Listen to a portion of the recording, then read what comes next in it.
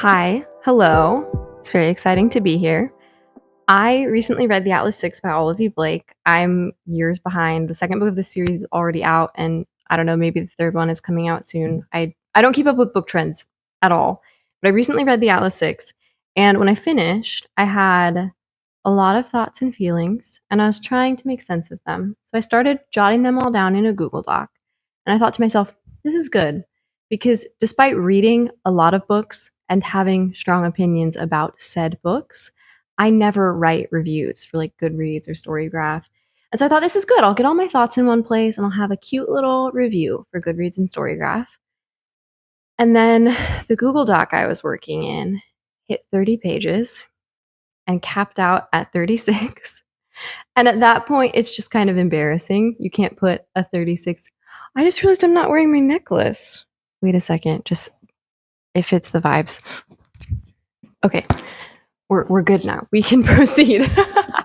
It's an old Roman coin. So anyways, 36-page Google Doc, embarrassing. Can't put that in Goodreads. Can't put it in Storygraph. Can you imagine? And I didn't want all my hard work to go to waste. So here I am. I'm making a video. I am brand new to YouTube. Please don't be mean to me. I have a cute little mic and I'm really paranoid about it not capturing good audio. So we're on a little adventure together. I also have a lot of notes because 36 pages, I'm not memorizing that. If you see me looking down, I'm reading my notes. It is what it is. I do want to point out that I bought this book. Here it is. Which to me means I genuinely thought I would like it enough to want to own it after I finished it. That's not the case. I do plan on selling this book on Pango Books as soon as I'm done making this review. I was fairly unspoiled about this book, which for me is a miracle. I'm horrible at avoiding book spoilers, but I knew almost nothing about it going in. And what I'd heard was the plot wasn't really anything to write home about, but there was a cast of 6 really unique, interesting, dynamic characters, and they had these complex interactions. And listen, I think I read Six of Crows at just like such a formative stage in my development as a reader. All you have to say is 6 complex characters. I'm on board. Other things this book had going for it that I knew about. The Library of Alexandria, which is kind of the perfect intersection for a bookworm and a history lover. Magic, and dark academia. So we're just like checking boxes of things I like, right? So I'm thinking this book will be easily enjoyable. I didn't expect it to be like a new favorite. I'm pretty picky, but you know, it had a lot going for it. So I'm starting the book pretty optimistic. And then I get about 40 pages in and I pause and I think to myself, oh no, because 40 pages in, we had met, at that point, we'd met all 6 characters. I didn't like any of them. I found most of them to be actively insufferable. Like, I didn't want to be in their head. I didn't want to be on the page with them. And some alarm bells were already starting to go off with how certain things were being talked about, which we'll get to in detail soon. So 40 pages in, I think, oh no, I don't think I'm going to enjoy this at all. And you know what? From there, it was a downhill slide, baby. It wasn't fun. It wasn't funny. I wasn't having like a hee hee ha ha bad read. I was really frustrated. I was like sitting in my living room alone going, no, because of how certain things were developing and being treated. So whatever, I'm not having a good time. And then about 3/4 of the way through the book, I don't know if I just got desensitized or if it actually got a little bit better, but it just kind of plateaued for me. Like the reading experience didn't get, like I wasn't enjoying myself all of a sudden, right? But it wasn't continuing to get worse. When I think about what happens at the end of the book, I think I just got desensitized. I think there was like some Stockholm syndrome going on because the last part of the book is not better than the rest. But anyways, it just like leveled out for me. And when I finished, I just felt kind of like bewildered at what had just happened and why the book was as popular as it was. So I want to talk about a few things. Obviously, this is going to be full of spoilers. If you haven't read the book and you want to, don't watch this. I don't know. Also, at the end of the video, I'm going to take a quiz that tells me which Atlas 6 character I am, and I'm going to see how offended it makes me because I don't like these characters. So stick around for that. This is coffee, but it kind of looks like chocolate milk. And also, I just realized the more I drink it, the nastier the glass is gonna look. Just the coffee film. It's part of the experience. The first thing I want to talk about is the Library of Alexandria. At the opening of this novel, we're told that the Library of Alexandria did not truly burn down, but instead faked its death in order to survive despots such as Julius Caesar. This is a really compelling idea. It was a big draw for a lot of readers like myself, the idea that the Library of Alexandria was still around. We're also told that the library, every 10 years, presumably since its inception, there is a comment at some point about the library running this way since its beginning. Every 10 years, they select 6 candidates that are the most unique, intelligent, and powerful magic users in the world. So 6 are selected to be candidates, and 5 will become initiated into the Society of Alexandria. What will they do once they're initiated into the society? I don't know. It's super unclear. I guess you can be a researcher at the library. There's a character who's a researcher. I guess you can become a caretaker, which is what the character Atlas is. And there's some like vague mention of a council, but you can also leave. You can just take the influence and power and resources of the library out into the world. And there doesn't seem to be like guardrails about what you can or can't do out in the world with all that power and influence. I'll concede that this could be covered in future books more. Like maybe she didn't really want to deal with the specifics of that in the first book. So I thought, oh, there's so much potential here, right? It's the Library of Alexandria. There's like 2,300 years of history that we're talking about. There's so much potential for like drawing upon the ancient foundations of the library and exploring how that would have developed over time, you know, just engaging with any of that as a concept. I was deeply disappointed. This library could have been any library. It could have been like a made-up ancient magical library. It really seems like the choice of the author to make it the Library of Alexandria was just because that's a name that readers would recognize and be excited about. But that's really disappointing. Some of the book's lack of engagement with the Library of Alexandria can be forgiven because the characters are not fully initiated into the society yet. So there is a level of secrecy around what they can know about it. So, you know, obviously there's like things being kept hidden from them. I'm not criticizing that. However, what I think is a really missed opportunity is that the author could have drawn on the history of the library and really grounded the story in that history and grappled with the implications of it. So, because the book didn't do it, I'm going to do a short little history lesson. Don't worry, I'm not going to get too dry, but we like to learn, right? This is a book supposedly about people studying. So if you're here, let's learn some stuff. The Library of Alexandria is very cool. It's a very fun thing to learn about, which is why I'm sad about how it was treated in this book. The library was born out of these very Greek ideas, an avid hunger for knowledge, a growing appreciation for the intellectual lives and progress of other nations and people groups, and a sense of entitlement to all of that knowledge. It's no coincidence that the man charged with creating the library was Greek. His name was Demetrius of Phaleron. He had been a member of the Peripatetic School of Philosophy, an Athenian politician, but he fled to Egypt after some fall from grace. I don't know, you can research it if you're curious. He became an advisor to King Ptolemy Isoter, and then in 295 BCE, he was asked to create the library. It's worth noting that the library was actually part of a larger complex, a research institute in Egypt that was known as the Alexandrian Museum, or Museion, which means Shrine of the Muses in Greek. That's a fun fact, isn't it? Sure would have been fun to learn something like that in this book. From the letter of Aristeas written in the 2nd century BCE, we know that Demetrius had at his disposal a large budget in order to collect, if possible, all the books in the world. To the best of his ability, he carried out the king's objective. Now, I bring all this up because it would have been very interesting to see even a little bit of this explored in the book. The characters could have talked about the philosophical underpinnings of the museum, about the ideas it was founded on, and how maybe those philosophies had changed over time, or alternatively, how the society had really stayed true to them. We could have seen even one of the names I just mentioned get dropped. I have a meeting that I need to go to right now, so I'll be back. Hi again. It's been a little over an hour, so it's getting dark and it's only going to get darker. I don't know what that's going to do to my lighting, and I don't care. I want to power through. I want to be free of this book. So it's happening tonight. It's getting done tonight. Um Also, it's raining outside and there's thunder and it's very atmospheric. I don't know if the mic will pick up on it, but there's some real vibes being set. I thought about opening a blind so that the camera would pick up the lightning, but that'll mess the lighting up even more. So I'm just going to leave it. But just know there's a storm happening outside.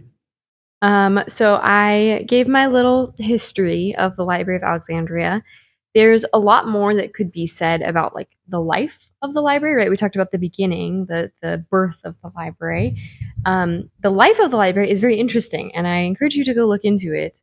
Like, how did they get all the books that they had? What governed them ethically? What was the ultimate vision of the library? Who had access to the stuff that was in it? But this isn't actually a history video. It's about the Atlas 6. So I'm going to move on. I'm going to skip past all of that good stuff and move on to the end. Sorry, did I say end? I meant ends. Yeah, did you know the Library of Alexandria had 2 locations? Because it did.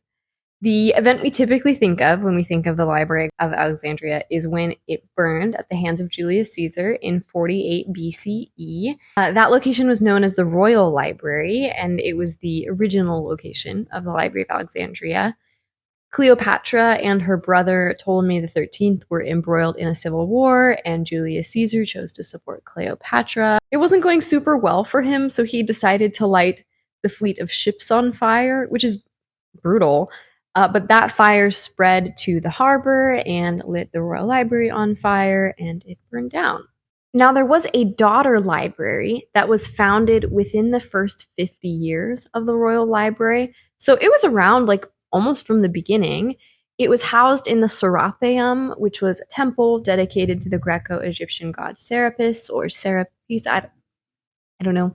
And that location of the library survived up until the 4th century, when Emperor Theodosius I ordered the destruction of all pagan temples. The Serapeum was a pagan temple, so it got destroyed, and the knowledge it contained did as well. Now, in the Atlas 6, on the very first page, it says, "The Library of Alexandria burned down to save itself. It died to rise again, its burning less metaphorically phoenix-like and more strategically Sherlockian.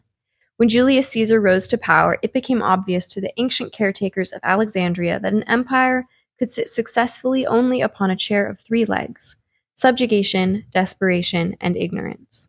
They knew, too, that the world would forever be besieged by similar pursuits of despotism, and therefore determined that such a valuable archive would have to be carefully hidden in order to survive." A few comments about this quote.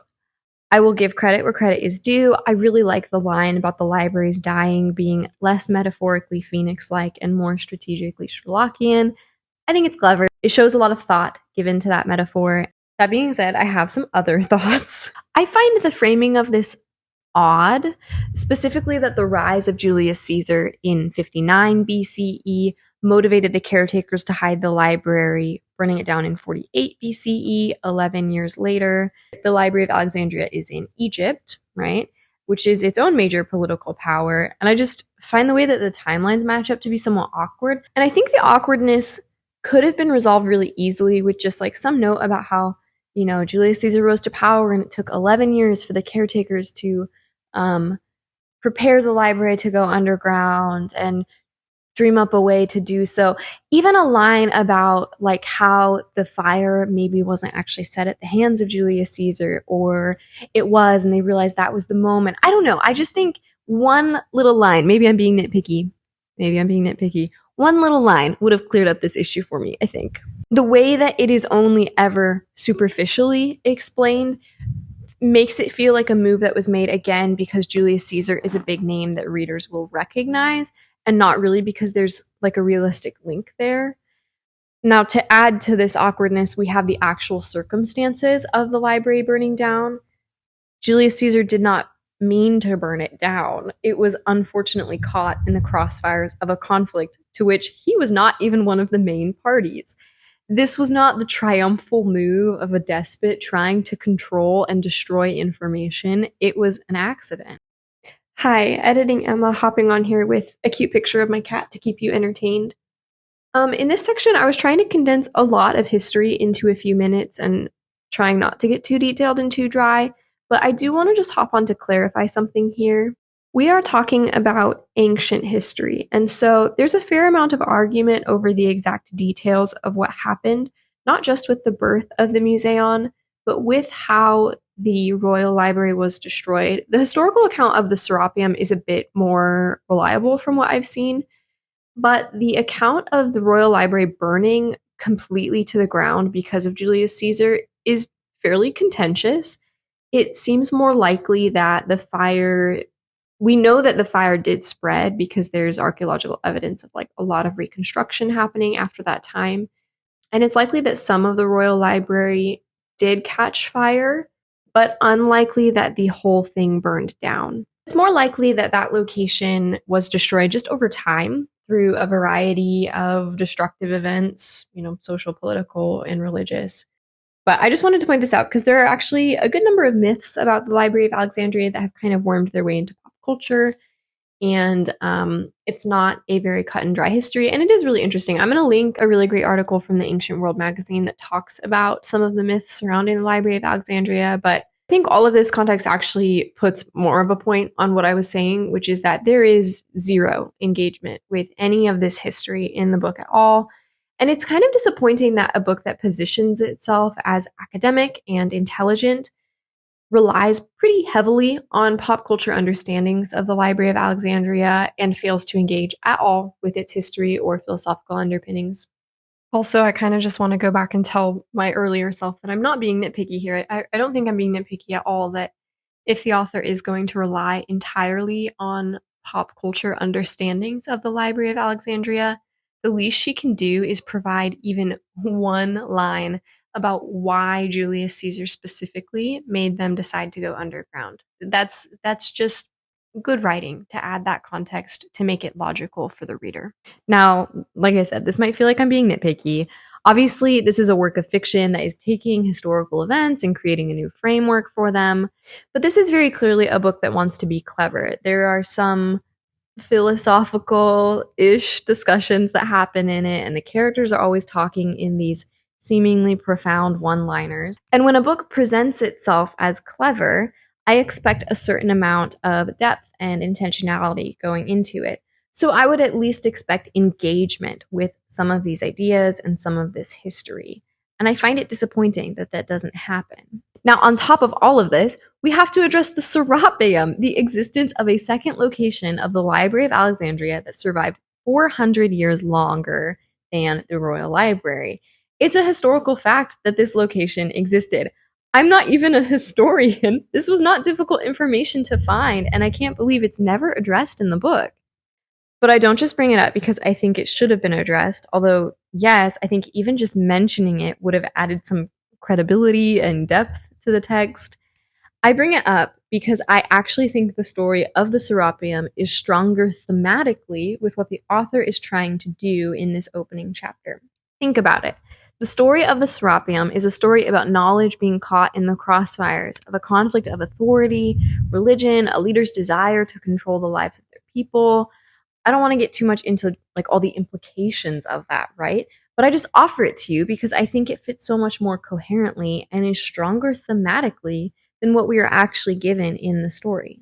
So just to kind of wrap up this section, to me, all of this indicates a very superficial level of research going into the entire framing of this world. Okay, so let's move past the first page of the book. Would you like to make a comment on the Atlas VI? Thank you. Thank you for your contribution. Let's talk about the world of the Atlas VI. So, I don't know how this world works. Truly, it's really confusing to me. Magic is apparently an integral part of this world and always has been. The library has always been magical and run by magical people. In this world, there are magical cosmetic companies, investment firms, social media, like magical social media, not just social media, Public transportation that effectively works as teleportation. So magic is a very integrated part of this society. And yet it's very unclear to me whether magic is a known and accepted part of the world or if it's secret to the mortals. That's what they call non-magical people. I'm sure the author knows the answer to this question and thought she was writing it into the story, but it's not actually evident in the book. So, like, I read this book with the assumption that the whole world knows about magic. It's not secret, it's not like some secret society. I mean, the Library of Alexandria is a secret society, but the existence of magic users seems to me to be a known thing, okay? So, the very natural question that is raised in a world so magical is, how have these demonstrably powerful magic users shaped the course of human history? In this book alone, two characters create wormholes. They create black holes, and one learns to stop time. These are huge abilities that these characters have, and it's safe to assume that magic users before them have also made really major developments in the world and in how the world functions. We would presumably see this play out in the course of human history, right? In international affairs, in the unfolding and outcomes of wars, even in like human ethics and morality and science and philosophy and society and commerce. We would see this permeating every aspect of the world. However, what little we see of the world looks pretty much exactly like our own, but just with some superficial magical overlays. Like, oh, there's a subway, but it teleports you to another country. Okay, that's cool, but it's not really penetrating deeply into society and how society functions. If there are these incredibly powerful magic users, is every world leader magical? Are there magic secret service, magic spy networks, magic armies? Have we colonized every other planet in our solar system? Now, I know part of the reason we don't see much of the broader world is because this book takes place almost entirely in a very specific location. The estate or manor or house, whatever it's called. I don't remember, and I'm not going to check. But the house where all 6 candidates live and study together for a year. There's absolutely nothing wrong with having a story set primarily in one location. It can be a really wonderful way to build like a rich, compelling atmosphere and a sense of closeness with the interactions of characters. That being said, the estate is not very well explored or fleshed out either. There's a few rooms where scenes tend to happen, but that's all they are. They are places for things to happen. I know one room has a fireplace, and one room has a dome that is painted. I know that some rooms have portraits hung on the walls, and that all the candidates' rooms open into the same hallway. I know that there's a library and a garden outside. The library is supposedly magical, but we spend like no time in it. This house very much feels like it could have been replaced with a different location. Similar to my critique of the usage of the Library of Alexandria, that it could have just been any ancient magical library, this house could have been a Costco warehouse with a magical library. Okay. But all it would have changed is that the characters would have like whined more because they're rich and they're used to things being nicer. I mean, Costco even has mattresses, right? They'd be able to sleep somewhere. Now, I realize that's a bit ridiculous and extreme of me, but there really was just very little meaningful interaction with their environment. And because of that, there was very little atmosphere being built. The things we do find out about this world are strange, and they're dropped in our lap with like very little explanation. For example, we find out pretty early on that there are magical races in this world, races like mermaids, satyrs, etc. There's a little bit of engagement with the implications of those races. Like, I remember there being some discussion of how a lot of the magical races have died out or been treated like lab rats, and they've been like heavily regulated and studied. So many of the remaining ones have turned to kind of like a criminal underground, like a magical criminal underground. This is interesting, but again, it raises questions about the world and like how much of those magical races would change the world as we know it and like the development of human history. Also, we're not told which magical races there are and aren't. So, you know, mermaids, satyrs, these are very kind of Greco-Roman. Are there other like cultural, mythological races as well? We are also very suddenly, and with no further explanation, informed that the house they're living in is sentient. How? Why? Are a lot of houses in this world sentient? If not, why do none of the characters ask more questions about it?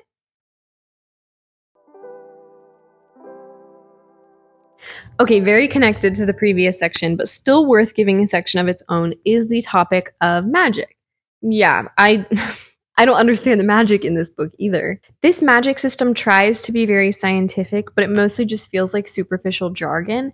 And I'm not a scientist. Science was always my worst subject in school, so I wasn't sure if I was just like picking up weird vibes because I don't understand science or because it was being used weird. But then I watched this video. I'll link it in my description box. I think the channel name is natalie.mp4 or something like that. I watched this video where she does a review of the Atlas 6, and like the whole second half of her video is about the science and the physics in this world and how they don't make sense at all. And like characters talk about wormholes and black holes, but they're using the definitions wrong, and they're like supposedly world-renowned physicists, so they should know the definition of wormhole and black hole. And I really appreciated how thorough she got with the science. So go check that out if you want to learn more about it. But like the descriptions of people using magic in this world take so many words, but make so little sense. Like I have a quote. Okay, so listen to this quote and try to imagine to yourself what is being described. What's happening here? So he started with the easiest tasks, reaching blindly for the unraveling clusters that had formed around the little gapings of the house, tenderizing them in midair. Magic was thinner at the points of disentanglement, so when he felt the tiny vascular weaknesses, he reinforced their molecular structure with his own. I struggled to keep a straight face reading that. It's been a little while since I finished this book and writing. That is a quote about a character fixing the pipes of the house. Did you guess that? Did you get that right? Let me know. It also kind of just feels like magic can do anything the characters want it to do. And by that, I don't mean that it's easy. Like it very clearly does have a cost. It drains people to use, and it has to be, practiced in order to grow. But it does seem like there are no limits to what magic can do, which raises, again, questions about why the world looks like ours. Like clearly things would be very different in a world where magic is so powerful and so limitless. Okay, let's try to get into like more specifics about the magic. I can't give you a comprehensive overview of all the kinds of magic in this world, like the different types and schools of magic, because we as readers aren't given a comprehensive overview of magic in the world. But I can tell you like what kinds of magic are explained in the book. There are physical magics, like think less of like the physical world and more in terms of physics, so things like molecules, atoms, waves, etc. The physical magics seem to have pretty much no limit to what they can affect. You can change the molecular structure of things, you can light things on fire, you can clot wounds, you can shoot fireballs, you can take away gravity, pressure, temperature, sound, and eventually you can stop time. This is like if a wizard in D&D learned every single spell except the ones that have to do with like reading minds and compelling and charming other people. We'll get to that kind of magic in a moment. There are illusion magics, which sound pretty self-explanatory, but we're not really given like a great example of them at work. Like there's a character who can see through illusions, but that doesn't tell me how illusions actually work, right? But they're there. There are empathic abilities, which have to do with people's emotions, and there are telepathic abilities, which have to do with people's thoughts. There are shifters, who I guess can change their form. Necromancy is mentioned at one point in the book, but we're not really told how that works in this world or if there's any kind of taboo around it. Animation is a kind of magic where someone can bring things to life. Time travel is in this book as well. Naturalism is magic that has to do with living things and nature. Charms, spells, jinxes, hexes, and curses are all mentioned but never explained. So it's unclear to me, like, is magic an innate ability people have that they just have to cultivate? Or are there like written spells and charms that you have to learn the formulas for? Never explained. There are different realms and planes, like the dream realm and the astral plane, and we're told that for some reason it's easier for animals to move in the dream realm. This is not explained. Magic seems like it is an innate quality that manifests itself in some humans and not in others, but there are also magical races that are innately magical just by nature of their racial makeup. In terms of humans, there are normal humans, which they call mortals, and then there are witches that have magical abilities. the word wizard is never used, but the word witch is. So I don't know like what are male magic users also called witches? Do they have something else that they're called? I don't know. Not clear.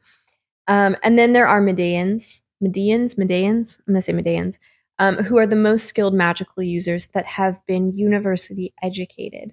The author says the word Medean comes from her playing around with the Greek word for magic. The Greek word is Medeus.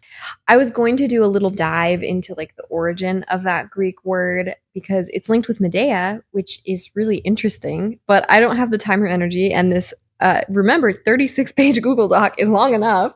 So, look that up if you want and think about how it thematically works with the book. We're here because we like learning, right? So there's a little homework assignment for you. There is some, and by some I mean like a tiny, eensy little bit of discussion of the privilege involved in becoming a powerful Medean, because remember, it's the most powerful magical users who have been university educated. A character named Callum has a reflection on this on page 72, and I'll just put a screenshot here, probably, that you can pause and read if you want. I find the discussion of this topic really undertreated and not dealt with in any kind of meaningful way, but maybe she intends to do that in future books.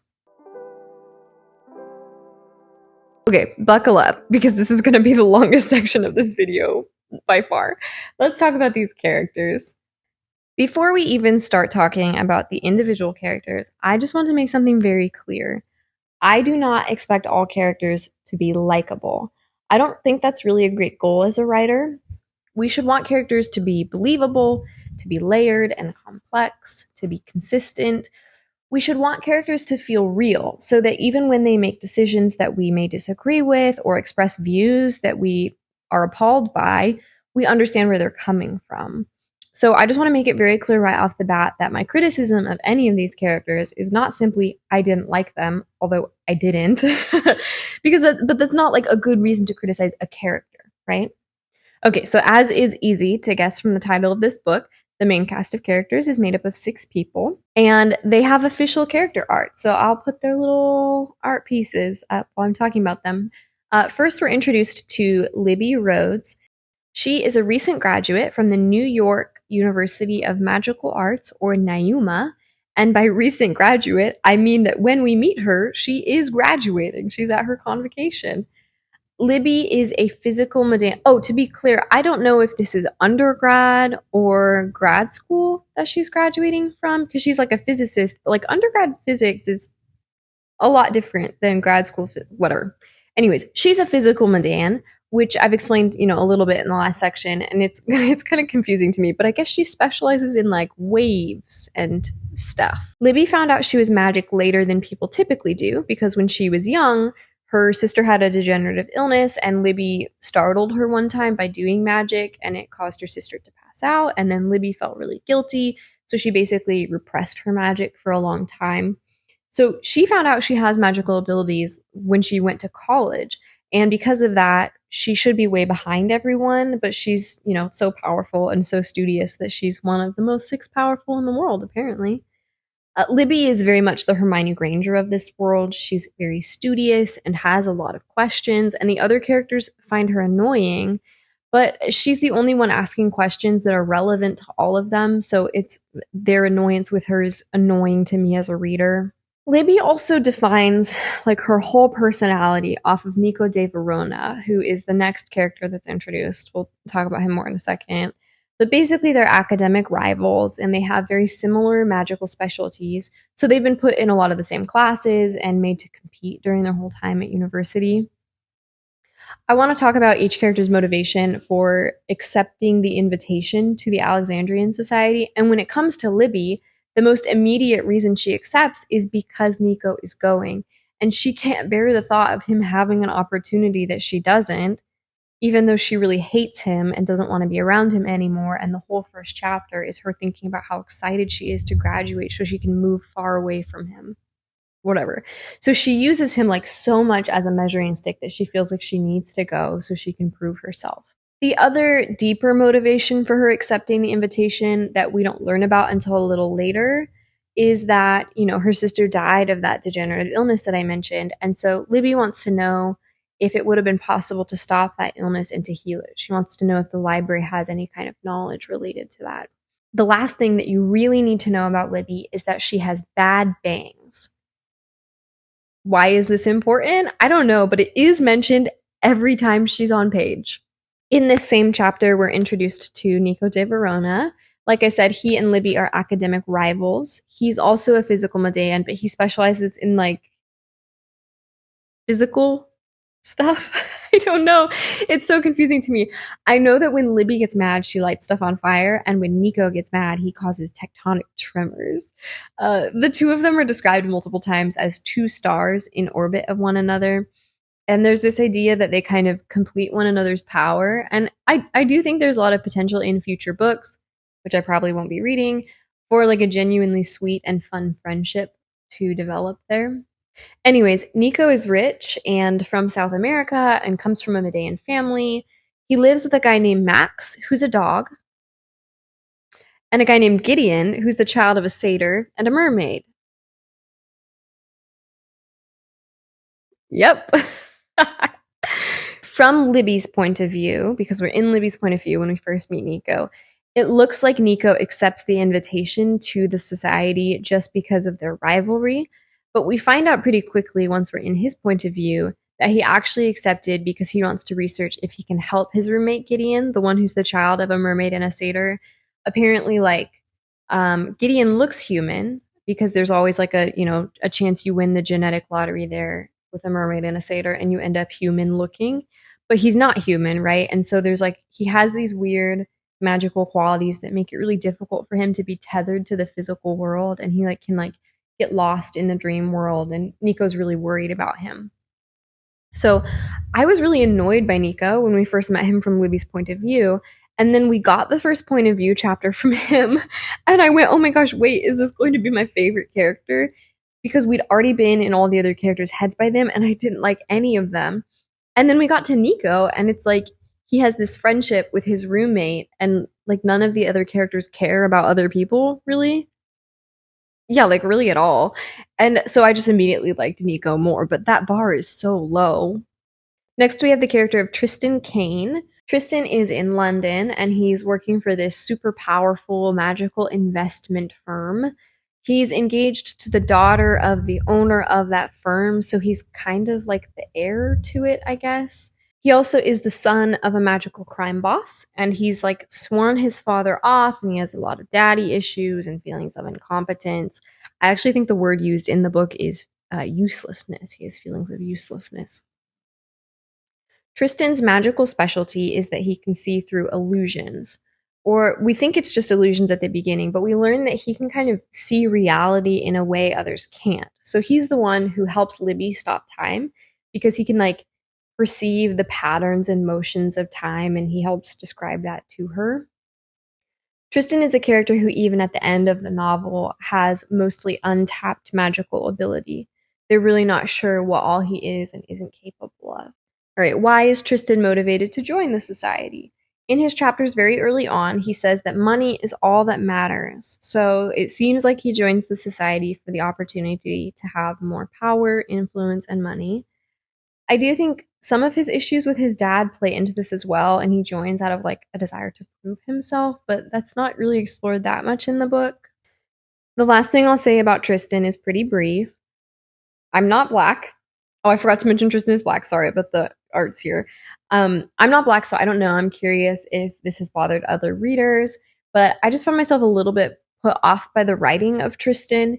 He is, of all the characters, the most angry and aggressive. He's not the character, like, you can very much feel how the author wants you to feel about these characters, and he's definitely not the character the author wants you to hate the most. That's Callum. But he is the character who is most aggressive. There's also, I think, 3 different times this very strange line about characters feeling tribal drums when they're near him. Just really gave me the ick.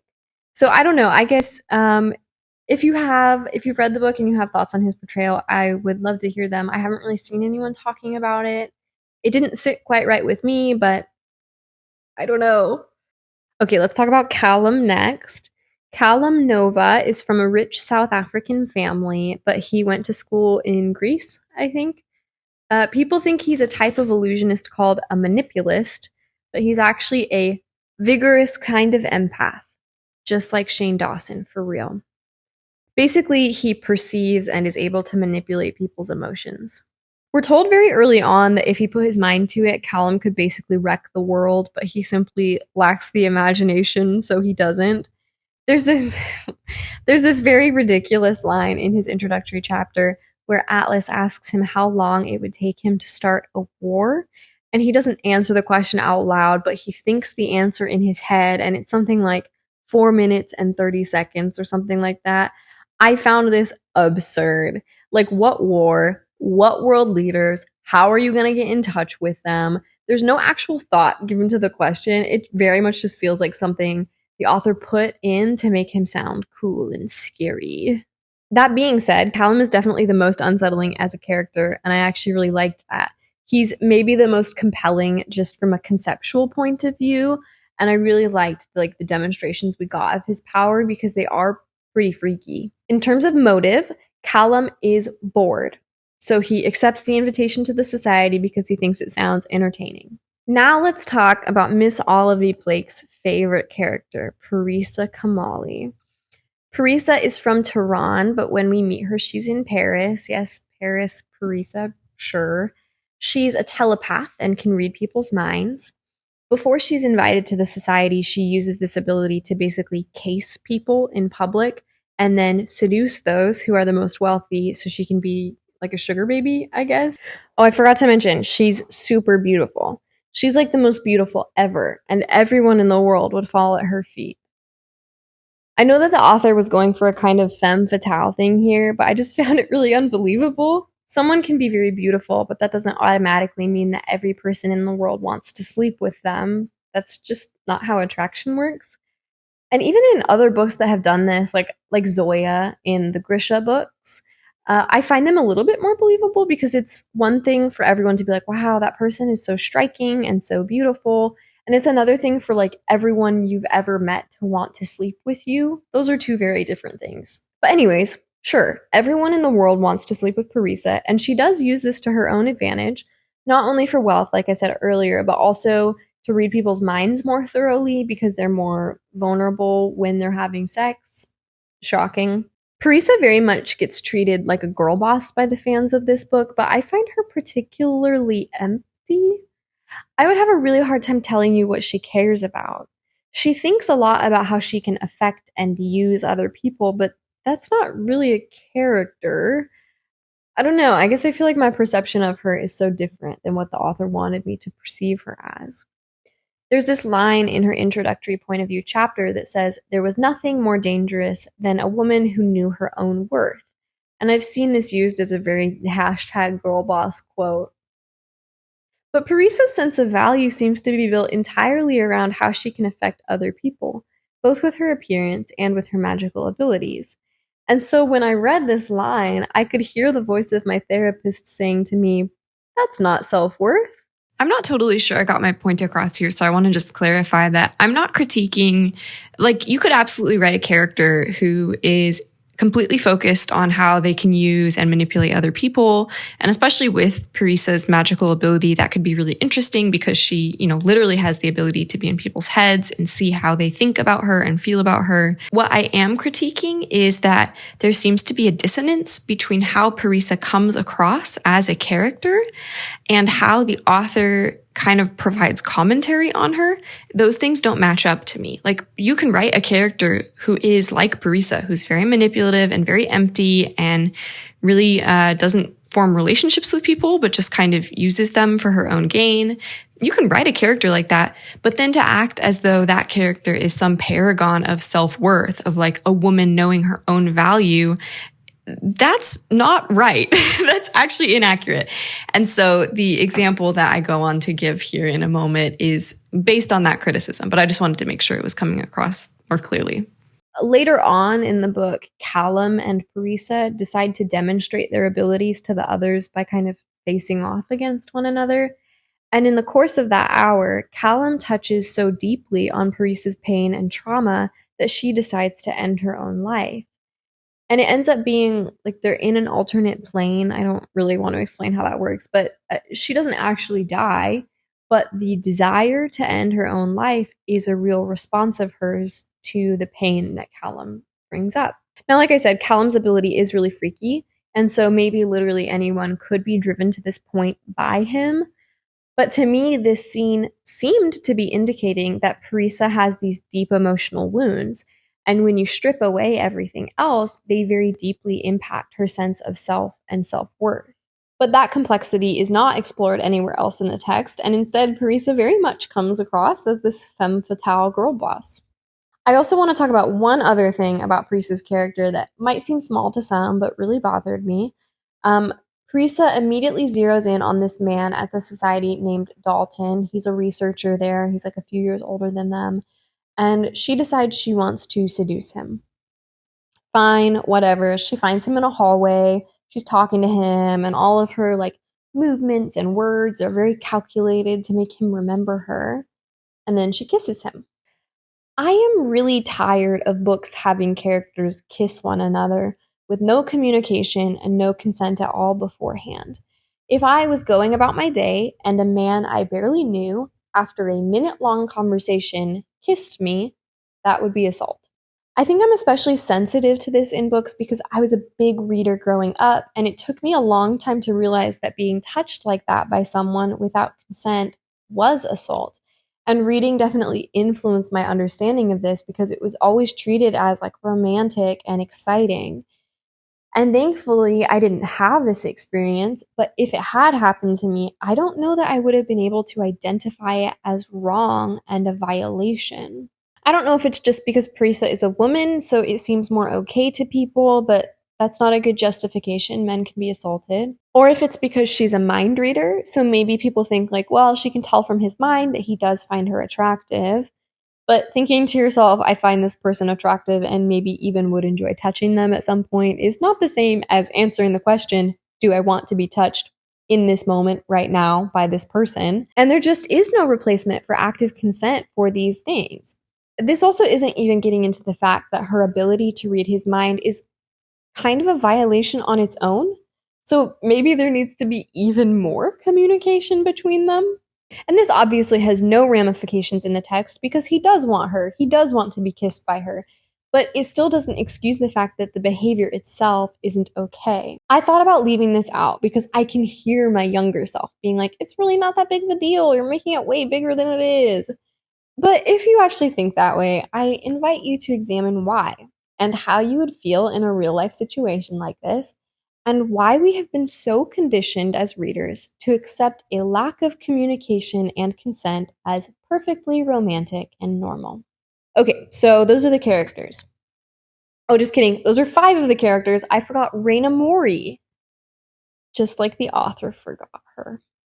Reina is from Tokyo but went to school in Osaka. Instead of studying her magical specialty, she became a historian who specialized in classics.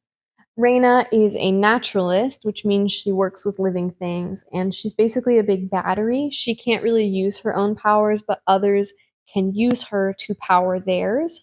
This actually makes her feel quite a bit of resentment. She views her own magical ability not as a gift, but as a burden because it's draining to her. And that's really interesting conceptually. When she was introduced on page, I thought she was going to be my favorite character because there was a lot of complexity there with how she related to her magic and what her motivations were for going to the society. Her motivation for accepting the invitation is that she wants access to all the books, the ancient secret books that she would never have access to otherwise. The bummer with Reina is that she is vastly underserviced by the plot. In this book, it's very easy to tell which characters are the author's favorite, and unfortunately, Reina clearly was just not high on the list for the author. She's very rarely on page, and her chapters tend to be a lot shorter than others. Now, I'm aware that Reina as a character, for lack of a better phrase, has a lot less going on than the other characters. Like, she really is there to read books, and so she goes to the library, and she checks out books, and she reads them. And she's worked into the plot like once or twice by characters coming to her with questions about things she's reading. But other than that, she doesn't have a lot of concerns the way that the other characters do. and she's not very interested in building friendships or alliances with any of them. That being said, when Reina was introduced as a classicist, I thought, oh, this will be the character who is most likely to reference different philosophies, different authors, different textual ideas. She's going to be the character who goes to the library when they're trying to puzzle something out and like find the reference that they need. I was wrong. Reina reads stuff, definitely, but it's rarely, if ever, relevant to the plot. The author had an opportunity to use Reina's POV chapters as these deeply introspective, complex reflections on history, philosophy, theory, and how all those things intersect with what they're learning in their studies. But she didn't, and so Reina just feels like a nothing character for most of the plot. This is also connected to an issue I have with the characters not having distinct enough voices. I don't want to be overly critical. I do think if I were to open this book at random and read a page, I would be able to tell what character's point of view we were in based just on the things they're thinking about. But there's a difference between what a character thinks about and how they think about it. And I found that a lot of the characters think very similarly about the world. This is also, again, connected to some of my thoughts about dark academia, which we'll get to later. But when we have 6 characters in an academic setting, I expect them to be approaching problems differently and to be thinking of different philosophies than each other and approaching things from their own disciplines. Like, to get into kind of the nitty gritty of the construction of writing, I would expect characters to make references and metaphors and analogies to different sources than one another. And I would specifically expect Reina to be a very rich source of these references and metaphors and analogies because she specializes in classics. Instead, we get a very narrow scope of references. For example, Sherlock is mentioned twice in the first 20 pages of the book from 2 different point of view characters. Circe and Persephone are mentioned, but only superficially. There's some name dropping of different philosophers, but no real deep engagement with their philosophies. Then there's some kind of made up fantascience theories that don't make much sense to the reader. So it all feels very superficially intellectual, rather than having characters who are deeply formed by and guided by their different studies. I also want to point out that the author worked very hard to build a cast of characters from all over the world. Like, Nico and Libby are the only characters that start in the same place. They're both in New York, but Nico is from Cuba and Libby is from the US. So we have 6 characters from all over the world, and theoretically, that would be really fertile ground for like all of them working and operating in different cultural frameworks. And like we could see places where there are conflicts between those frameworks and places where they have to come to better understandings of one another, or places where there's like unexpected harmonies, that kind of thing. We could have seen just, any of that. And there wasn't any of it. They kind of all seemed like they were coming from the same place. This is a very character-focused book. I'll talk a little bit about the plot later, but there's a reason we haven't talked about it yet, because this book primarily focuses on characters thinking about things and talking to other characters about things. And that's not necessarily a bad thing. You could write a really good intimate book that focuses very heavily on the internal lives of 6 characters and how they relate to one another. I don't think this book does that, though. One of the issues is that this was written from all of their points of view. So we get so little time with each character that there's very little development. Like, I was trying to think if any of the characters had an arc, and I honestly think the answer is no. We don't really see them change their minds about things, except the moral dilemma later on, which we'll talk about. I'd have a hard time even telling you what certain characters care about. Like, why is Parisa there? There's a line pretty late in the book about how she's angry and she wants to like burn the world down, but we're not really shown that from her point of view. We're just told that by Callum. Some of the character interactions definitely are interesting. Like, I think the relationship between Callum and Tristan is very complex and rich and complicated. But for the most part, we don't really see any of these characters change each other. Despite the fact that they live together for a year, this book takes place over the course of a year, and they spend a ton of time in one another's presence. Like, think about the potential here. Imagine if Parisa and Callum, the 2 characters most intimately acquainted with human nature, had fundamentally different views of human nature. And so we could see them butt heads and each have their own explanation for why they think the way they do about people. And maybe we could watch them be faced with questions and perspectives that they've never had to consider before. Or imagine if, like, Tristan and Reina, who seem to come from somewhat similar family backgrounds. I mean, We don't know a ton about Reyna, but she's estranged from her parents, and Tristan is also estranged from his father. And so they're kind of self-made adults out in the world. But imagine if Tristan, who explicitly states very early on that money is his top priority, is forced to confront this by Reyna, who has very different values and seemingly walked away from a lot of money. Or alternatively, if Tristan is forced to confront this by Callum, who has all the money he could ever want and is still incredibly bored and an incredibly bad person. I don't know. I think there's so much untapped potential here. More than anything, these kind of feel like six colleagues who hate each other being forced to stay in the same house for a year. And maybe that's the kind of book some people want to read, but I just found it grating. It was hard for me to care about the characters because they all hated each other. There are a couple other issues I ran into with these characters, and two of them are pretty connected. The first is that there is a disconnect between the conclusions we as readers draw about the characters and how, in story, their behaviors are explained. I realize this sounds kind of vague, so I'll give an example. When we meet Libby, she's obsessing over her own ability to prove herself in opposition to Nico.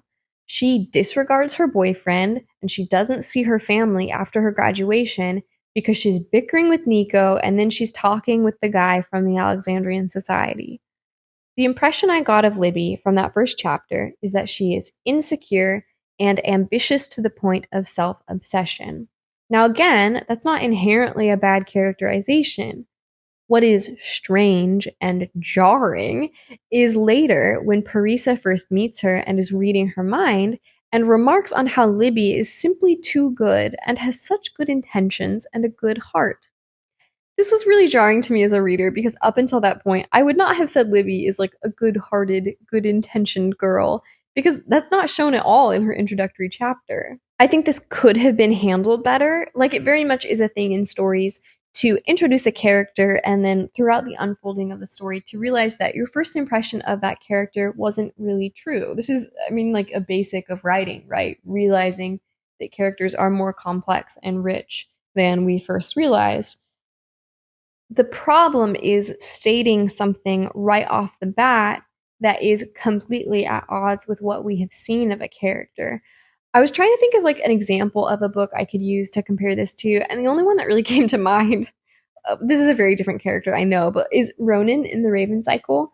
Ronan is a character who, when he's introduced, is very angry and aggressive and kind of uncaring about others' feelings and uncaring about like his own life. And over the course of the series, we come to see that he's actually very loyal and very tenderhearted and very emotionally fragile in certain ways.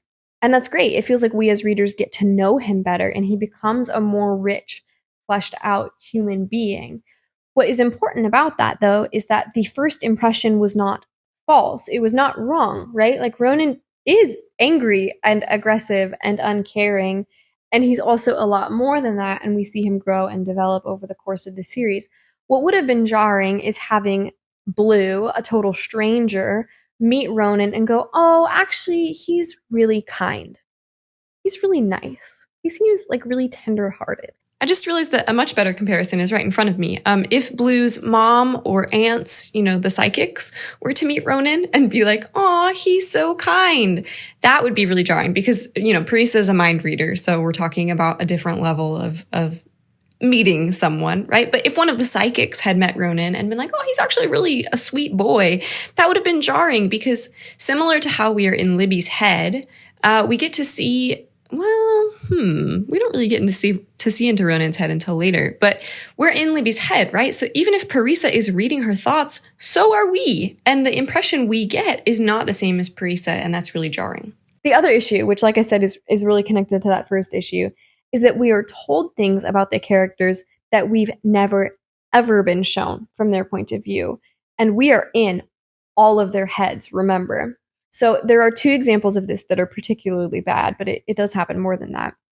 The first example is when Callum, in a conversation with Tristan, shares a bit about what it's like to live with his specialty of magic. He talks about how people think he doesn't feel, but in reality, he just has to feel differently than other people do because he's constantly inputting so much emotion from others. In the course of this conversation, he says multiple times, "I feel immensely." I really like this idea, it's really interesting to think of a character who has had to learn to feel emotions in a fundamentally different way than most people do as kind of a coping mechanism. The problem is that we are never shown this, and we do see inside of his head. Callum's point of view chapters are particularly detached, callous, sarcastic, and uncaring. I don't know what it would look like to write a character who feels emotions very differently than other characters, but I do know that it's not achieved through his point of view chapters. Hi, editing Emma again. How many notes can I make in the course of this video? I recently read Vicious by V.E. Schwab. I had not read it at the time of filming this review. And that's a great example of two characters who feel things very differently than kind of what we typically see of characters on page. And I think it is done really, really brilliantly, but you can still see them feeling things, right? They're still having emotional reactions to things around them. They have very strong emotional like fixations on certain things. And it just is kind of expressed and written in a way that we don't often see in literature. At least I don't often see in literature. So that's an example. Not the same situation as Callum, but an example of that done well. So when he tells Tristan he feels immensely, it kind of just feels like he's lying. Or alternatively, that the author is speaking to us directly through the page and saying, just believe me, please. The other really big example of this happening is towards the end of the novel, when Libby is really troubled by the idea of one of the six having to die. We'll get there. Tristan asks her if she worries much about her soul, and she responds, always, constantly. Except, no, she doesn't. We're in her head, and never once before this moment has she considered her soul at all, or, considered moral corruption or moral uprightness. Libby certainly worries a lot as a character, but mostly about her own, performance. And questions of morality and corruption never seem to factor into that anxiety. So again, it just feels like we're being lied to by the narrative. Okay, we're almost done talking about characters, but I have more to say. I hesitated to put this in because it's not something that's really easy to put a finger on. I could feel how badly the author wanted me to think these characters were cool. The way they think and act and talk is nothing even remotely approaching a real human, and therefore it feels like we're watching people perform for an audience. There's this very tangible self-consciousness to the book. Like, look here, do you see what I'm doing here? I do have an example of this. I try to give examples for stuff. On page 71, which is in Callum's point of view, he's reflecting on his magic and how he's not an illusionist, which is what people often think he is, but actually that he's a vigorous kind of empath, understands people's emotions, and can manipulate them. And then it goes on to talk about how empathy is a far more common magical manifestation in women, and how many of those women cultivate that ability in a delicate, maternal sort of way, and many of them become marvelous humanitarians, lauded for their contributions to therapy and healing.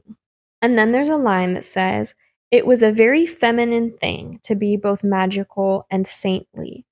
Callum would blame the false dichotomy of gender roles if only he had the time." I could feel the author jumping out of the page at me with this line. I could just feel her going, see what I did there? See how clever this is and how I'm critiquing this thing? The problem is that this is not how a human thinks to themselves, first of all. This is an inner monologue. This is in Callum's head. And I'll remind you that we're not really supposed to like Callum. So it's fine if he wants to hold views about the world that are controversial. We expect that of him. But instead we get this weird bait and switch where he's reflected on how women are expected to cultivate the magical ability he has in a very specific maternal way. And obviously he's exempt from those expectations. And he even goes on to say that men with empathic abilities often become like tyrants and dictators and serial killers. And instead of just leaving it at that, it's like the author feels the need to go, wink, wink. I don't actually think that, though. And so Callum has this bizarre line about blaming gender constructs. Why does Callum care about gender constructs? Why does he care about women and men being expected to cultivate different traits within themselves? He's shown to be a character who's very unconcerned with things that don't affect him, and he's clearly decided to opt out of really any expectations of him. He just takes whatever opportunity offers the most entertainment in the moment. So this line just feels so forced. It feels like I'm being spoken to directly by the author instead of seeing the thought process of a character. And that's how a lot of this book felt. A lot of the internal monologuing and the dialogue between characters feels like a performance being put on for you rather than the believable thoughts and actions of six humans. I was reflecting on why this bothers me so much in this book, but authors like Leigh Bardugo can kind of get away with it. Like in Six of Crows, there are a lot of lines that are very quotable and don't necessarily feel true to how real people speak. And I do know that this is a critique that people have of Six of Crows. But I think it's at least more forgivable in Six of Crows than it is in this book. And I honestly think part of that is because of the existence of humor in Six of Crows. Like, there are these jokes between friends that are genuinely funny, and so it provides this edge of realism to those more profound, poignant moments. There was nothing that made me laugh in this book, except things that made me laugh from, like, confusion and anger.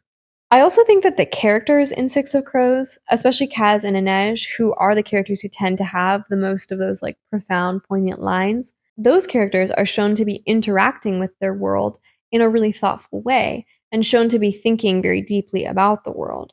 Whereas in the Atlas Six, the characters just feel like they come with these profound world philosophies ready built in.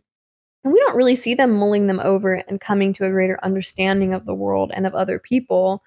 And like I said, we don't ever see them changing their minds. I don't know. I guess if I had to summarize like as succinctly as possible my thoughts about these characters, it's that they to me mostly feel like lists of attributes rather than believable human beings. And this issue of characters not feeling very believable is a really big issue in a book that has very little plot and focuses very heavily on the characters. Also, please don't hate me for not talking about the side characters. This is so long already, and I simply don't have the energy. But there are side characters. They're there. I've mentioned a couple. Okay, let's talk about other people in this world. Something I find particularly egregious about this book is the way the rest of the world is viewed. Now, I understand that there is a difference between what a character says and what the author believes. We should not hold authors accountable for everything their characters say and do. However, we can track themes in stories, and in fact, we naturally do. We want stories to have some kind of cohesive underpinning and narrative about how the world works. What became almost immediately alarming to me about this book is that those who do not have magic, or even those who have magic but not as powerfully as the six, are so derided by the narrative. There's a quote that I'm just going to read from my screen because it's long enough. I'm not going to find it in the book. But right away on page 4, as Dalton, the researcher, introduces the six to the library, the narrative says this: he, Dalton, like them, had once discarded the person he might have been and the life he might have lived, which would have been ordinary by comparison, most likely. He would have had a profession of some sort, perhaps even a lucrative one, folding into the mortal economy in some useful way, but witnessing nothing like what he'd seen by virtue of his acceptance. He might have done exceptional magic, but would have fallen shy of extraordinary himself. Inevitably, he would have succumbed to mundanity, to struggle, to boredom, as all humans eventually did. But now, because of this, he wouldn't. The pittances of a shrunken existence would count among the many things he would never again encounter from the moment he'd taken his seat in this room. Yeah, so did you catch that? You and me, us poor non-magical beings, we suffer the pittances of a shrunken existence. We've succumbed to mundanity, to struggle, to boredom. Poor us. Here's the thing. An idea like this absolutely could be introduced into a text to provide a commentary on intellectual elitism, privilege, and how society values certain traits and roles over others. However, in order to be a commentary, this idea would have to either be implicitly or explicitly challenged in the text. By this I mean, either a character would have to say, no, that's not true, actually this is true. Or more subtly in the narrative, something would have to happen to counteract a message like this. But what we actually get in this story is a wholesale confirmation of these ideas. Parisa and Callum are the two characters most intimately acquainted with humanity. Parisa understands the inner workings of people's minds. Callum experiences their emotional realities. And I understand that these abilities would be on some level deeply exhausting, but I would also hope that they, of all the characters, would have the most profound and meaningful insights into what it means to be a human. Well, here are some of their profound and meaningful insights. Parisa says people were all the same, really, when you got to the core of them, and Parisa always did. Reina, about Parisa, says Parisa didn't seem like the type to concern herself with profitless trivialities like the existence of other people. And then Callum, in a conversation, I think with Tristan, I don't actually remember, but I think with Tristan, Callum says, knowing what I know, I should really find other people fascinating or at least valuable. And Tristan says, and do you? And Callum responds, some. Most, I find, are just replicas of others. Never are these ideas balanced by some kind of counter narrative. I, I can't believe it needs to be said, but every human being holds a unique and profound world within their self. And every human being has the potential to live a rich and fulfilling life. Not a perfect life, not an easy life, but a good one. I don't really follow Olivia Blake, but I'm tangentially familiar enough with who she is that I do think she tried to work these themes in as a commentary. I don't think she as a person believes in like intellectual elitism and in some people being more inherently valuable than other people and like more able to lead fulfilling lives than other people. But I don't think the ideas are handled well in the story, and I think that's reflected in how the book has been received. The Atlas Six is very much treated like a quotable masterpiece full of profound truths about the world. People talk about how witty and insightful it is and how cool the characters are. In a weird way, this all reminds me of Twilight. Most vampire media coming out around that time was very adamant about affirming that being a human is better than being a vampire. And Stephanie Meyer just unapologetically was like, nope, being a vampire is definitely way, way cooler than being a human. And then all her fans just kind of had to deal with the fact that being a vampire would be better, but they could never be a vampire. Cope, I guess. I almost forgot to add this section because this book doesn't have much of a plot. I'm going to give like the most bare bones plot summary I can because there are videos that go into a lot more detail about it, and I'm not going to do that. I've gone into detail about a lot of other things. Maybe I'll link some videos I watched though. I think the Atlas Six is the book that made me discover Honestly Sophie's channel. Who, if you don't follow her rant reviews, they're delightful. But yeah, there were some good reviews that I watched, so maybe I'll link some in my description. Okay, ready? So we meet all six characters. A man named Atlas Blakely recruits them to join the Society of Alexandria. They all leave their lives behind and move into like a manor in England. The jokes really write themselves about stuff being taken from Egypt to England. They spend most of the book in this house, studying, bickering with one another, having long internal monologues, and making minor advances in physics, such as creating wormholes. Oh, I forgot. On their first night, they're attacked by a bunch of foreign agents and they kill them all, and no one feels traumatized by this at all because killing doesn't make you feel things, actually. At some point, they're all approached by these people from the Forum. I haven't talked about the Forum yet, but I will. They're approached by these representatives of the Forum, which is obviously a play off of like the old Roman Forum where ideas were shared, in community. And these representatives are like, hey, the library is super corrupt and it's wrong to hoard information and everyone should have access to it. We're the Forum and we believe there should be freedom of information and conversation and all that good stuff. And all the characters are like, nope, don't want that.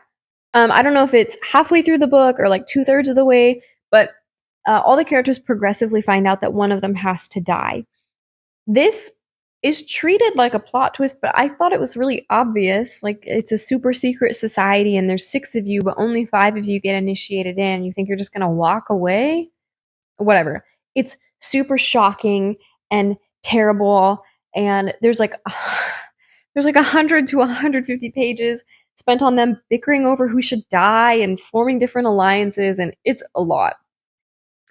They decide that Tristan should kill Callum because apparently it needs to be a sacrifice. So, like, Harissa can't kill Callum because she just hates him. But Tristan kind of likes him, so he should kill him because then it would be a sacrifice. Tristan goes to kill him, but Callum figures out what he's doing and he's like, "You'd never kill me, you like me too much." And Tristan is like, "You're right. Who should we kill then?" And then Callum picks up the knife and is like, "Actually, I'm gonna kill you." And then we hear a scream. It's Libby. And then the actual plot happens in the last 30 pages. We find out that Libby's boyfriend at the beginning of the book, they break up midway through, so I guess he was her ex-boyfriend by this point. We find out that her ex-boyfriend Ezra is a time traveler. He was in Atlas's class of initiates, and they decided that they wanted to totally change the library because they didn't like the way it was run, although it's not explained to us what parts they didn't like and what they wanted to change, whatever.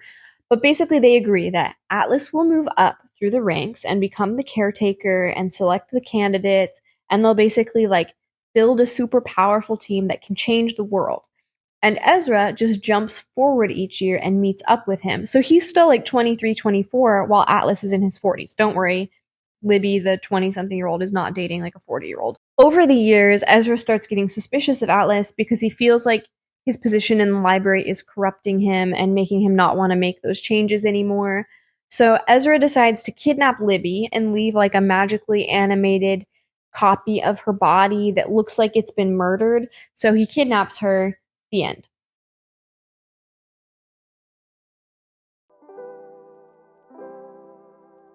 Okay, so let's talk about the moral dilemma that this book presents. Fans of this book talk about how they really enjoyed seeing the characters grapple with the question of what they would be willing to kill for. First off, kind of already mentioned it, but I just want to address the elephant in the room. This is not a plot twist. It's not shocking at all. The most secret organization in the world invites 6 characters to compete for initiation, but only 5 get to move on. There is no way that one candidate is just walking away unscathed. If these characters are as brilliant as we are constantly told they are, they really should have thought of this possibility. But whatever, supposedly this is very shocking news and the characters all react differently. Some of the reactions feel quite believable. Callum, for example, feels totally fine with the thought of having to kill another person. This is very in keeping with his character. Reyna feels that the knowledge of the library is worth killing for. This is consistent with how she values knowledge and books over people. Carissa is also down to murder, but her motivations are just always so unclear to me. Like, why does she actually want to be a part of this society? I don't know, but she's willing to kill for it. Nico, Tristan, and Libby are the characters who are most disturbed by the idea of having to murder. And the book, and also its fans, treat this as some grand moral dilemma. I found this to be unconvincing. Now, murder's a big deal. I'm not denying that. And I'm not saying that just because characters are like snarky with one another means they're also automatically down to kill one another. That's a really big jump. But this moral dilemma did not have nearly the kind of impact I think it was meant to. For one thing, Nico is the only character who has a really grounded, tangible reason for wanting into the library. He wants to save the life of his friend. All the other characters are very vaguely motivated by things like power, influence, knowledge.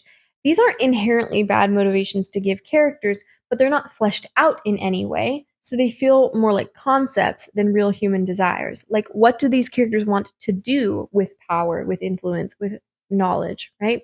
Who knows? I will admit also, just like personally for me as a reader, the desire for power is just not a clear enough motivation for me to believe that a character is doing something drastic. I need to know what they want to do with power, right? Just power itself, I don't know. It feels like very evil mustache twirly to me. Maybe it's more believable to people, to like other people, but it's not to me. Okay, so already we have issues because the whole question is what characters would be willing to kill for. And I find that almost all the answers the characters give to that question are just not compelling enough. But also, there's an even more basic issue at work here. This book is not concerned with ethics. I almost said ethic. I miss Essek. Okay, this book is not concerned with ethics. It is not concerned with morality. These characters do not find themselves wondering about the morality of their actions. They don't wonder if any kind of code of ethics should be governing their behaviors and the use of their powers.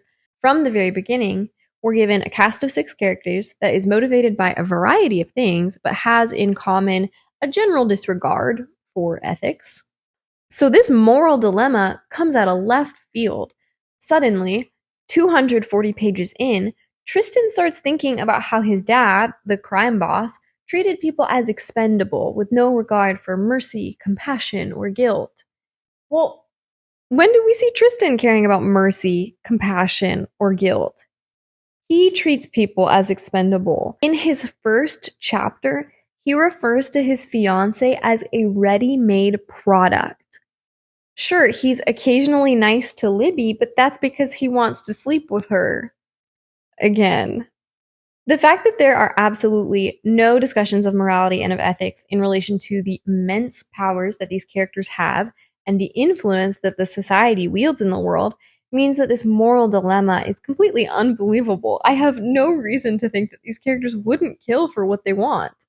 Finally, the last thing I have to say about this whole moral dilemma, you must sacrifice one so the 5 can move on, is that it's presented as inescapable, but it's actually very, very escapable.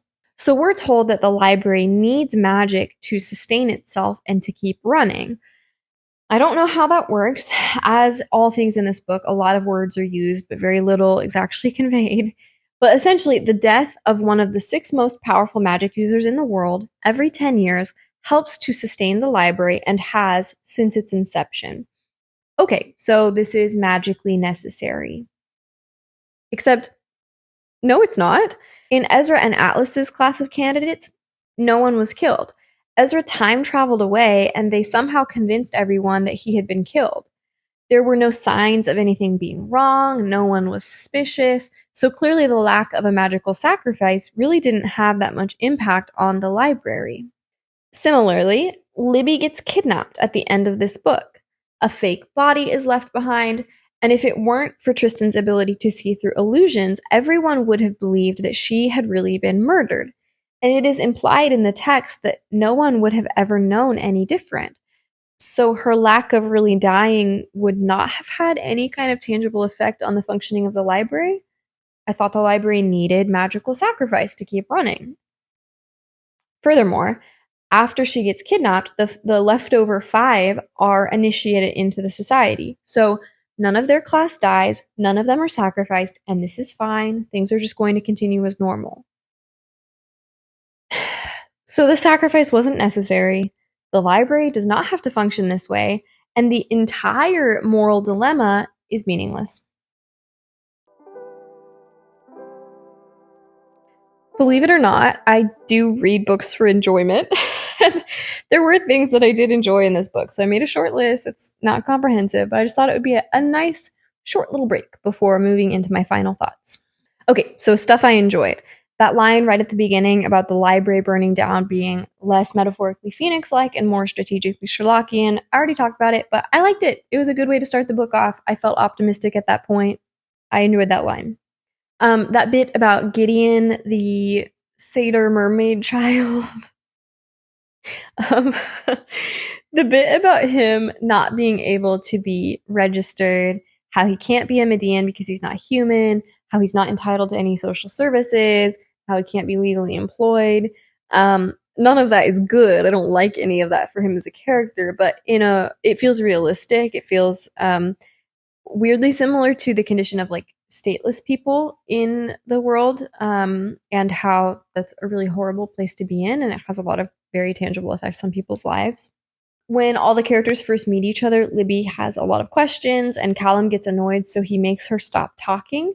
And Nico realizes someone's doing something to her simply because she goes so long without asking a question. I think that's kind of funny. The scene where Nico decides to clean the pipes of the house because only academics have lived there for like decades, and he's like, this place is falling apart. It was really overwritten, and like the idea was ruined by the actual writing, but the idea of it is funny. All of the creepy stuff with Dalton's head, because Brisa kept like reading Dalton's mind and it was creepy. I don't really want to go into details, but I thought that was cool. I liked Gideon's friendship with Nico and how much they cared about one another. Again, though, that could have just been because there weren't really other friendships in this book, so it felt nice and refreshing to have people care about one another. That scene where Tristan tries to kill Callum and Callum like fully uses his magic on him for the first time. Again, the character of Callum is really unsettling, but like in a way that feels good and compelling. And seeing his magic at work is cool. The interlude chapter, which this section of the video is named after, yeah, I've done a clever thing with the structure of this video if you haven't noticed yet. The interlude chapter with Ezra speaking, and it's like just him talking, is it was cool. That's all. It was cool. That's the thought I have. After Libby gets kidnapped and they realize that she was kidnapped, not murdered, they're like using their magic to search for her. And Nico has this line where he says, "I know exactly what shape she takes up in the universe. If anyone can recognize her, it's me." I really like that line. It's super sweet. I think Olivia Blake is moving in the direction of a friendship for them and not a romantic relationship, which I am in full support of. I really like the idea of them being like best buds who annoy each other. I found myself wondering at certain points if Olivia Blake is a Richard Sykin girly. You know that poet that everyone on Tumblr loves? I also love him. I've read War of the Foxes like a dozen times. He's coming out with a new book soon. It's exciting.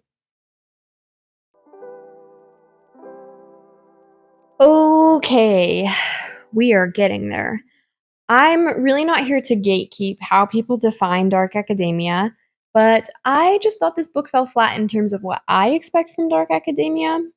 I know there's like varying definitions and not full consensus on dark academia, but to me, it's less of a genre and more of an aesthetic. It's like a sub-genre at best.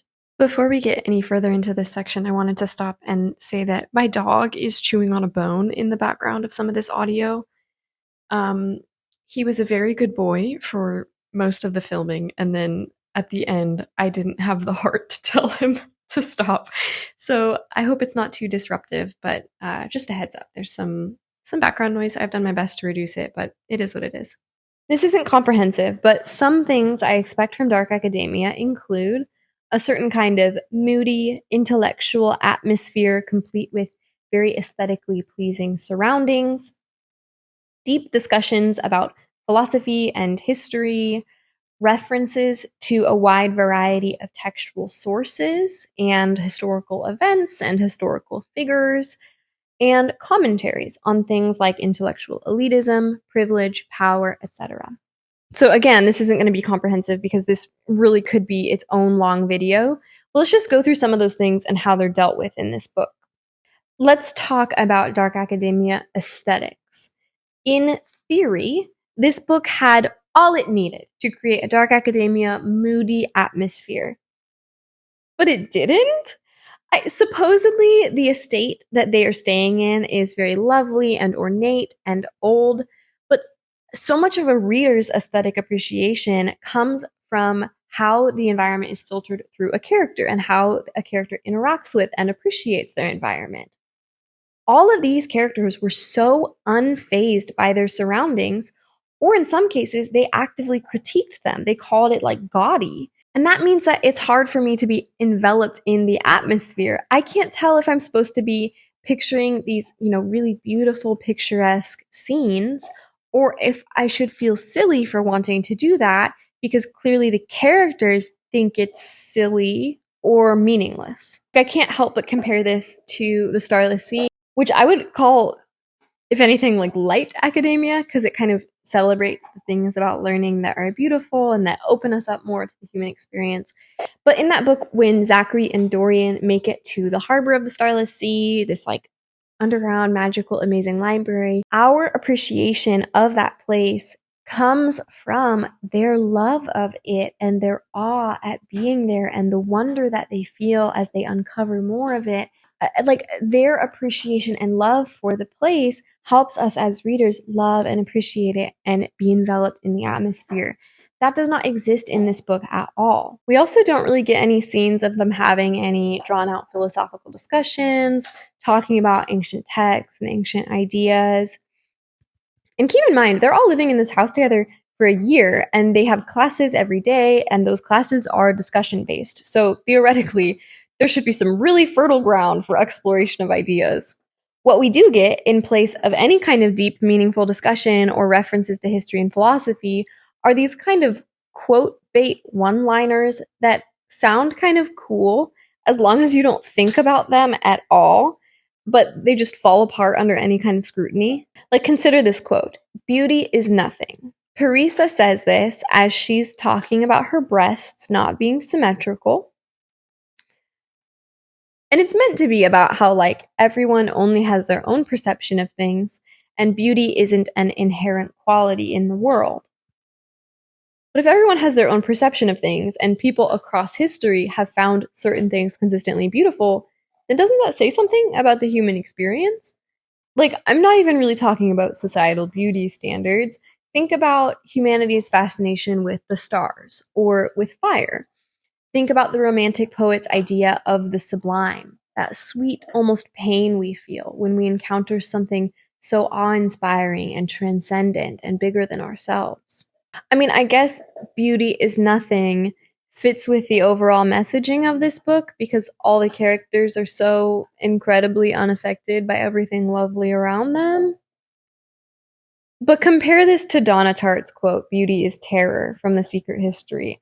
I know, it's a Dark Academia video, and I'm talking about Donna Tartt, a little cliche, but I can't help it. The comparison is right there.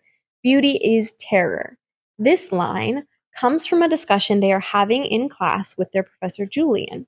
It harkens back to ancient Greek ideas, particularly those of Aristotle, which really grounds it in human history and also in the context of the narrative where they're talking about these ideas in their classes. But we also see this quote acting in story to form the characters and drive their motivations. Slight spoiler here if you haven't read The Secret History, but this idea of beauty and terror is the ideology that drives the student's desire to enact a bacchanal. That desire to lose control, the terror associated with losing control, but the beauty that could be experienced through that, that is the motivating ideology.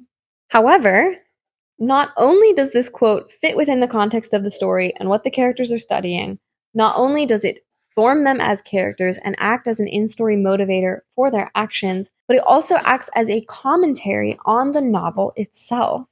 The Secret History is lush and atmospheric, it's beautiful, and that should frighten us a little bit.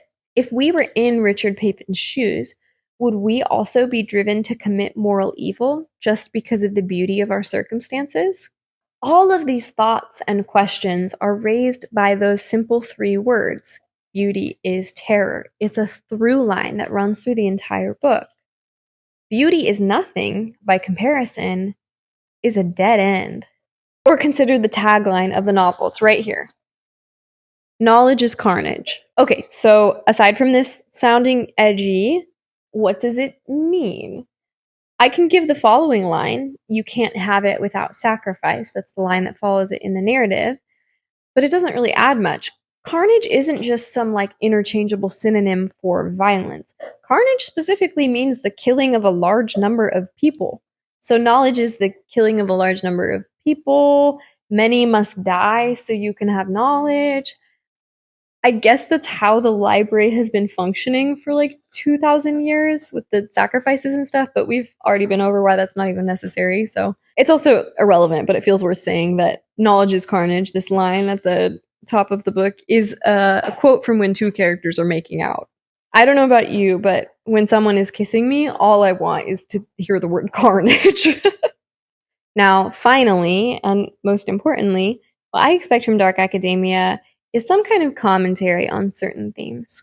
I already talked earlier about how I do think Olive Blake introduced certain themes because she wants to offer commentary on them.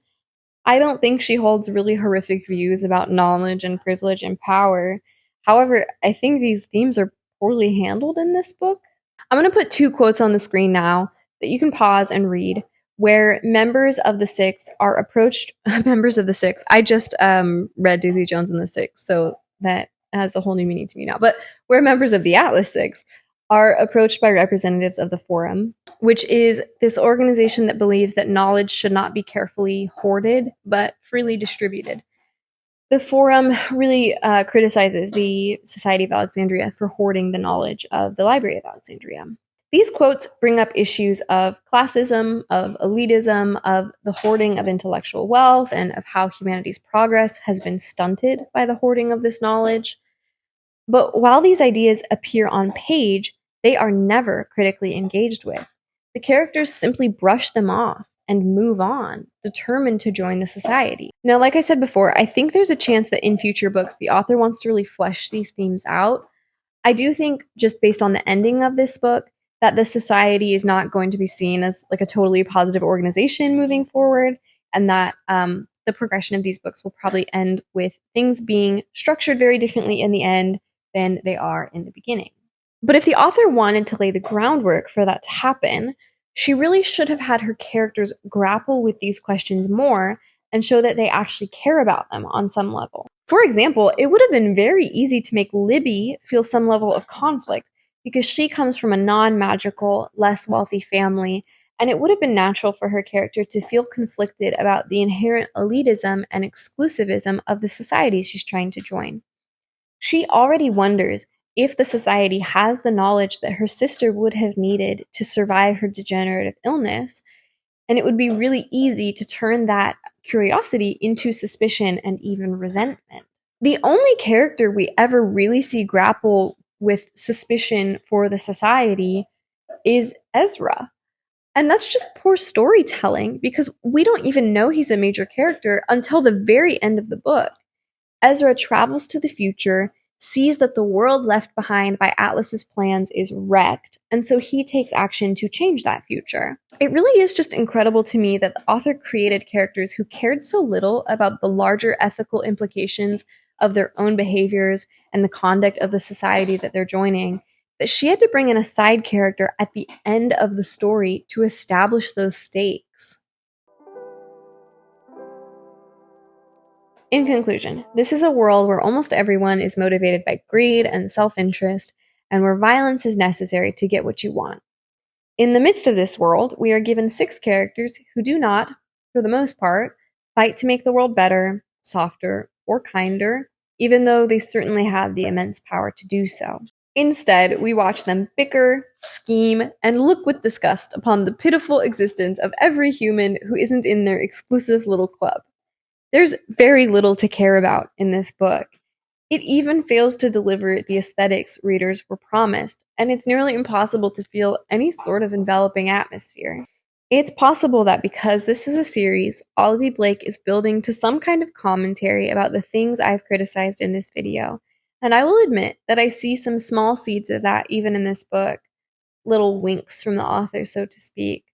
But with the groundwork laid in this book alone, she's going to have a lot to undo, and I'm simply not confident that future books will be able to straighten out the issues that this book establishes.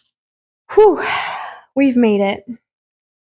If you're not one of the 3 friends I specifically sent this video to, thanks so much for being here. Also, thanks to my friends for being here as well. This is long, unnecessarily long. I'd love to hear your thoughts. I'd love it if you subscribed. I make no promises about any kind of schedule, but I think I'll put out more videos like this in the future. This was fun. I have a lot of book opinions. We'll see. I do have one more promise to deliver on, and that is taking the Atlas 6 character quiz. I think I'm going to get Libby because she's studious and anxious. I think I'll get her, but let's find out.